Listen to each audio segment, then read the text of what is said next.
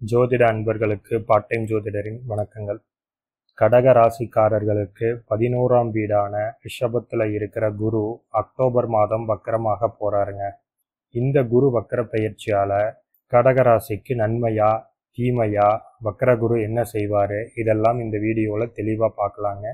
Skip பண்ணாமல் முழு வீடியோவையும் பாருங்க. கடகராசிக்கு குரு பகவான் 6ஆம் வீட்டு அதிபதியாகவும் 9ஆம் வீட்டு அதிபதியாகவும் வருவாருங்க. நோய், கடன், எதிரிகள், வம்பு, வழக்கு, விபத்து இதெல்லாம் குறிக்கக்கூடியது 6ஆம் வீடு. தந்தை வழி உறவுகள், புகழ், செல்வாக்கு, பயணங்கள், பாக்கியம் இதையெல்லாம் சொல்றது 9ஆம் வீடான பாக்கியஸ்தானம். உங்க ராசிக்கு 6, 9ஆம் அதிபரான குரு கடந்த மே 2024 இருந்து உங்க ராசிக்கு 11ஆம் வீடான ரிஷபத்துல சஞ்சாரம் பண்ணிட்டு இருக்காருங்க. இதனால நல்லதும் கெட்டதும் கலந்த கலப்பு பலனை கடந்த 5 மாதமா கடகராசிக்காரர்கள் அனுபவிச்சுட்டு வர்றீங்க. 6ஆம் வீடுங்கிறது ஒரு மறைவு ஸ்தானம். சில சமயம் அதை உபஜயஸ்தானமா கூட எடுக்கலாம். ஆனா ஒரு மனிதனுக்கு ஆகாத சில விஷயங்களை கொடுக்கக்கூடிய 6ஆம் வீட்டு அதிபதி உங்க லாபஸ்தானமான 11ஆம் வீட்டுல இருக்கிறது அவ்வளவு நல்ல பலன் தரக்கூடியது அல்லங்க. எப்பவுமே 6, 8, 12ஆம் அதிபதிகள் எந்த பாவகங்கள்ல இருந்தாலும் அந்த பாவகத்தை ஏதாவது ஒரு வழியில கெடுக்கத்தான் செய்யும். அதனாலதான் 6, 8, 12ஆம் அதிபதிகள் அவங்களுக்குள்ள வீடுகள்ல மாறி அமர்வது ராஜயோகமா சொல்லப்படுதுங்க. அதாவது 6ஆம் அதிபன் 8 அல்லது 12ல அமர்வது ஒரு ராஜயோகம். ஆனா கடகராசிக்கு 6ஆம் அதிபதியான குரு கொஞ்சம் சிக்கலான பலன்களை கொடுக்கக்கூடியவர். அதாவது ஒரு நல்ல வீட்டுக்கும் ஒரு தீய வீட்டுக்கும் அதிபதியா வரக்கூடியவர்.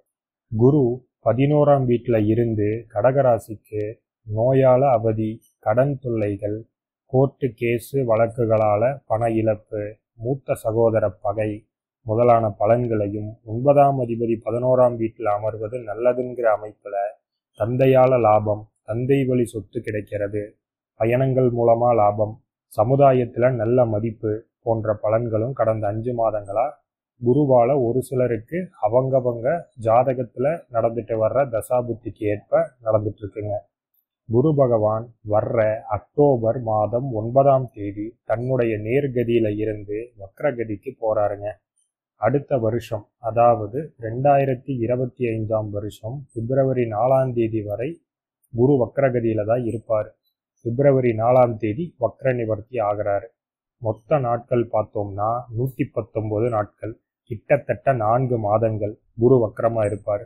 இந்த 4 மாதங்களும் கடகராசிக்கு நடக்க போற சாதக பாதக பலன்களை பார்த்தோம்னா கடனால நன்மை, கடனால லாபம், ஒரு சிலருக்கு இஎம்ஐல கடனை திருப்பி கட்டிட்டு இருந்தா வட்டியில கொஞ்சம் டிஸ்கவுண்ட் கிடைக்கும். தொழில் செய்கிற கடகராசிக்காரர்களுக்கு ரொம்ப நாளா ஒரு நல்ல வேலையால் அமையாம இருந்தா அது இப்போ உங்களுக்கு அமையும். சிலருக்கு கோர்ட்டு வழக்குகள் ஜெயிச்சு அது மூலமா பணவரவு இருக்குங்க.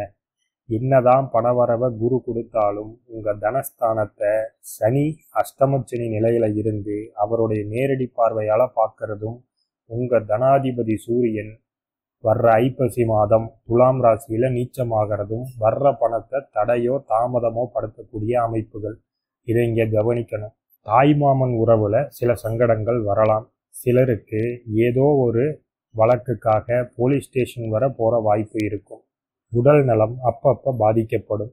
வயிற்றுப்புண், அதாவது அல்சர், அஜீரண கோளாறு, லிவர் சிராசிஸ்னு சொல்லக்கூடிய கல்லீரல் வீக்கம் போன்ற நோயால பாதிக்கப்பட்டவர்களுக்கு கூடுதலான மருத்துவ செலவுகள் வரலாம்.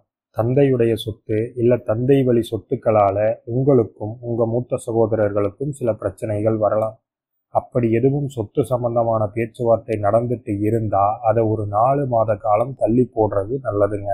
அரசு மற்றும் பொதுப்பணித்துறையில இருக்கிற கடகராசிக்காரர்களுக்கு மேல் அதிகாரிகள்னால சில ப்ரெஷர் இருக்கும்.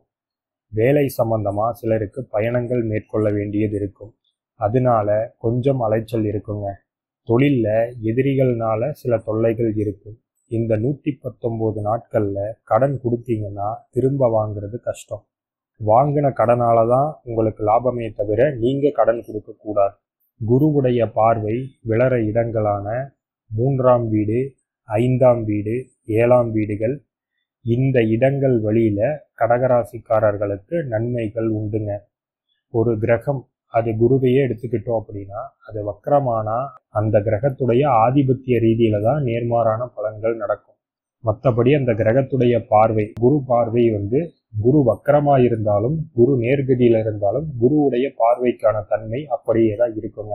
அப்ப குரு பார்வைன்னு எடுத்துட்டோம்னா 3, 5, 7ஆம் வீடுகள், இந்த ராசி, அதாவது இந்த வீடுகள் வழியில, இந்த வீட்டுடைய ஆதிபத்தியங்கள் வழியில கடகராசிக்காரர்களுக்கு நன்மை நடக்கும். 3ஆம் வீட்டுல கேது இருந்து குரு பார்வை கிடைக்கிறது அப்படிங்கிறது உங்களுடைய குறுகிய வட்டத்துல, அதாவது உங்க தெரு இல்ல உங்களுடைய லோக்கல் ஏரியா இல்ல ஆபீஸ் போன்ற இடத்துல உங்களை பத்தி நல்ல விதமான பேச்சுக்கள் வரும். கொஞ்சம் ஃபேமஸ் ஆவீங்க. எழுத்து மற்றும் கலைத்துறையில இருக்கிறவங்களுக்கு ரொம்ப சிறந்த காலம். எந்த துறையில இருந்தாலும் உங்களுடைய செயல்திறன் கொஞ்சம் அதிகரிக்கும். உங்களுடைய கெப்பாசிட்டி என்னன்னு உங்களுக்கே தெரியப்படுத்துகிற காலகட்டங்க. பொழுதுபோக்கு விஷயங்களுக்காக கொஞ்சம் அதிக நேரத்தை செலவிடுவீங்க. குழந்தைகளுக்காக செலவு செய்வீங்க. அது படிப்புக்கான செலவாவோ இல்லை அவங்களுக்கான என்டர்டெயின்மெண்ட் செலவாவோ இருக்கலாம். கண் திருஷ்டிகள் விலகும். சிலருக்கு மன தெளிவு கிடைக்கும்.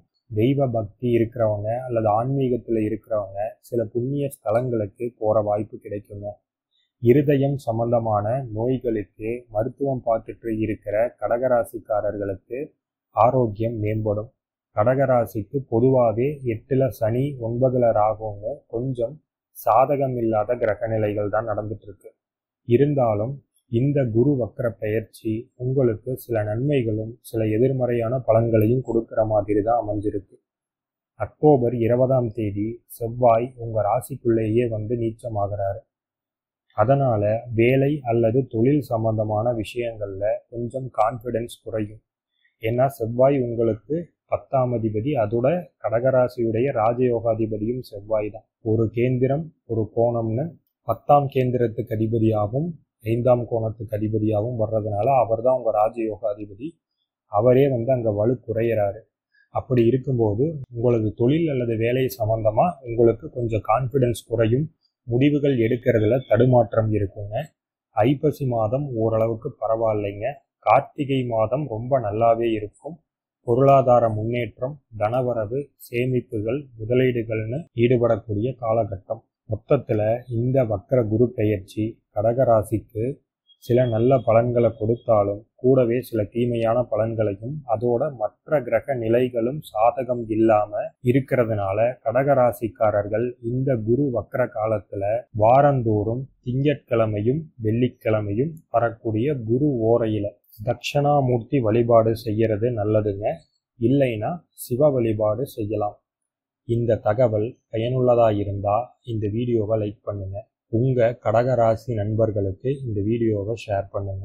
இது மாதிரியான ஜோதிட தகவல்களையும் ராசி பலன்களையும் தொடர்ந்து கேட்கறதுக்கு நம்ம பார்ட் டைம் ஜோதிடர் சேனலை சப்ஸ்கிரைப் பண்ணி நோட்டிஃபிகேஷனுக்கான பெல் ஐக்கானை கிளிக் பண்ணிக்கங்க. நன்றி, வணக்கம்.